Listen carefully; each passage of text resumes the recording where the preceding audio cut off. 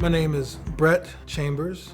I'm a public policy program graduate from back in the days when it was PPS in 1979. My Sanford experience, in short, was amazing, first of all. I was there with the people whose idea was to start the public policy program at the time. Terry Sanford was president of the university. Joe Fleischman was there. Somebody asked me one time, what did you get from Sanford? I said, I learned how to learn. They're like, well, you can get that anywhere. I said, not like at Sanford. One of my former students spoke at Sanford, and I was really proud of her because I was her professor when she was in college at North Carolina Central University.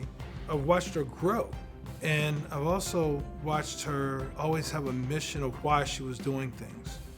But here's the truth. Nationwide in this country tonight, about 42 million people are going to go to bed hungry, and they're going to wake up tomorrow morning still not knowing when and where their next meal is coming from. And why that's a problem is that in this country, we waste 72 billion pounds of perfectly good food every single year.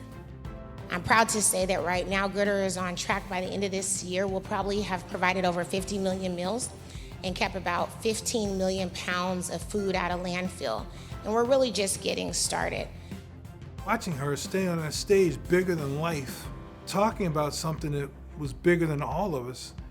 When you bring in speakers like Jasmine, one of the big things it does, it plants seeds of possibilities. What I got from Sanford, I transfer that in my classroom to have my students think in terms of how are things interconnected. For her to go from seeing a problem and then developing solutions for it, that's Sanford.